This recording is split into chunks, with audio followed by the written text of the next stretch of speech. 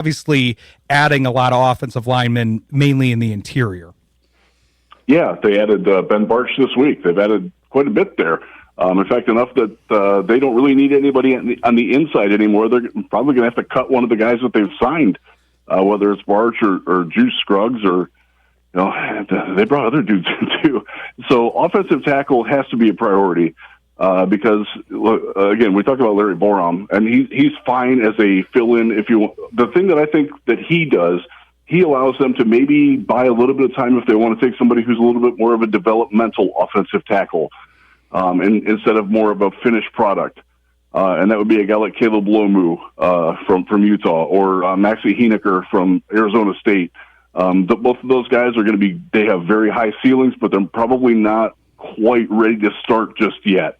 They could be, but they might not be. Whereas if you're taking Blake Miller from Clemson or you're taking Caden Proctor from Alabama, and I sincerely hope they don't because I'm just not a fan of his. And I also think I think he's going to be gone. I think he's going to be off the board. Those guys are much more of like, okay, we can draft you and you can start week one, and we won't feel too bad about that. So there are definitely a lot of options at tackle. Spencer Fano from Utah is another one. If you go down a little bit, then you're starting to get in, where there's a lot more questions with these guys. Caleb Tiernan from Northwestern, Jude Bowery from Boston College. Those guys can play.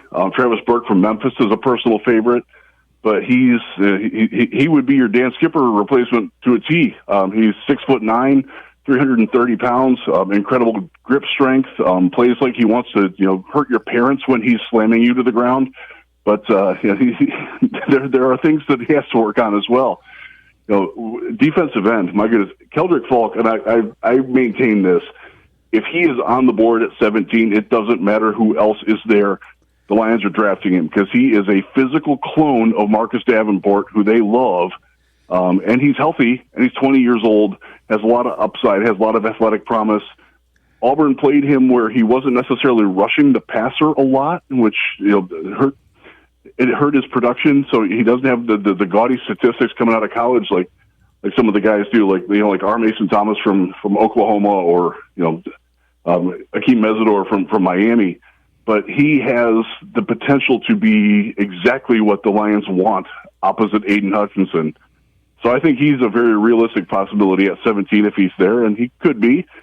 He could also be gone too, but they're going to have to pick and choose between the offensive line and the defensive line.